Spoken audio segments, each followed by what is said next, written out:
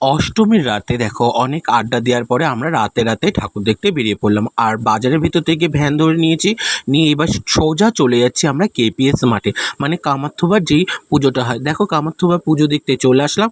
আর কামার্থবার পুজো যেতে যেতে দেখি আমরা সবাই ক্লাবে প্রচণ্ড ভিড় রয়েছে এখনও, তার জন্য আমরা সোজা ভ্যান ধরে চলে আসলাম এই দেখো কেপিএস মাঠে।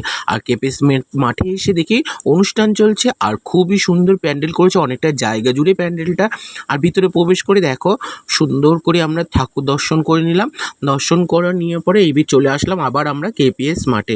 আর কেপিএস থেকে চলে আসলাম এই দেখো আমরা সবাই ক্লাবের প্যান্ডেলটা খুবই অসাধারণ করেছে দেখো নারীদের ওপর। আর খুবই সুন্দর ডেকোরেশন দেখতে দেখতে সত্যি মুগ্ধ হয়ে গেলাম।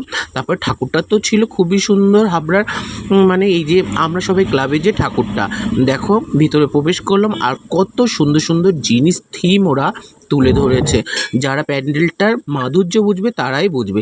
তারপর ওখান থেকে চলে আসলাম আমরা অ্যাথলেটিক ক্লাব। দেখো অ্যাথলেটিক ক্লাবে প্রবেশ করলাম। অ্যাথলেটিক ক্লাবের ভিতরটা খুবই সুন্দর ছিল, কারণ এরা করেছিল মনসামঙ্গল কাব্যের কিছুটা অংশ। খুবই ভাল লাগলো মনসামঙ্গল কাব্যের। দেখো ঠাকুরটাও খুবই সুন্দর ছিল, আর ঠাকুরটাকে অনেকটা মনসা ঠাকুরের মতন লাগছিল। তারপর সোজা ওখান থেকে বেরিয়ে আইসক্রিম খেতে খেতে চলে আসলাম আমরা উত্তর হাবড়া সেবা সংঘ ক্লাব দেখতে, মানে যেটাকে আমরা শর্টকাটে বাদামতলা বলে থাকি। দেখো উত্তর হাবড়ায় পরপর দুটো পুজো হয়, তার জন্য পরপর দুটো পুজো দেখতে ফার্স্টে ক্লাবের ভিতরটা প্রবেশ করলাম। ক্লাবের ভিতরে প্যান্ডেলটা খুবই সুন্দর ছিল। দেখো ওরা এবার ছোট্টখাট্টোর মধ্যে করেছে, কিন্তু খুবই সুন্দর করেছে, অনেক কারুকার্য ভিতরে। আর ঠাকুরটা ছিল খুবই অসাধারণ। চলো তোমাদের সামনে নিয়ে গিয়ে ঠাকুরটা একটু দর্শন করিয়ে দিই। দেখো ঠাকুরটাকে দর্শন করে নিয়ে আবার বেরিয়ে পড়লাম এইবার উত্তর হাবড়া যেটা মেন ক্লাবে। দেখো চলো লাইটিং দেখতে দেখতে খুবই সুন্দর লাইটিং করেছে।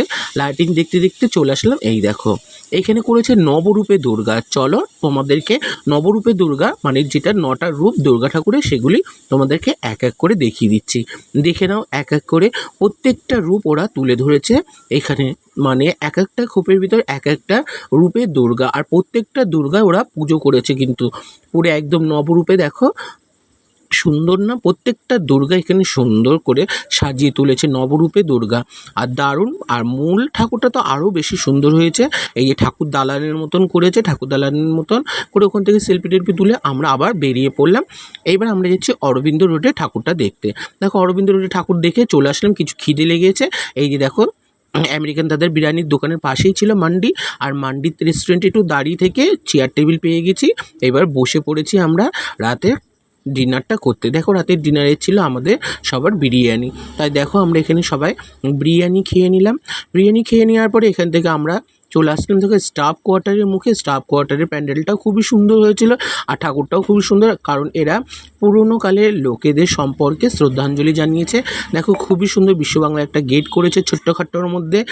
তারপরে দেখো এখান থেকে ঠাকুর দেখে আমরা সোজা চলে আসলাম আমাদের হাবড়ার সেই বিখ্যাত প্যান্ডেল প্রগতি সঙ্গে। আর প্রগতি সঙ্গের প্যান্ডেলটা তো সত্যিই অসাধারণ হয়েছে।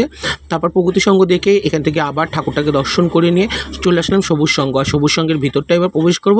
খুবই সুন্দর বন্ধুরা, টাটা বন্ধুরা, ভালো লাগলে অবশ্যই লাইক কমেন্ট শেয়ার করুন।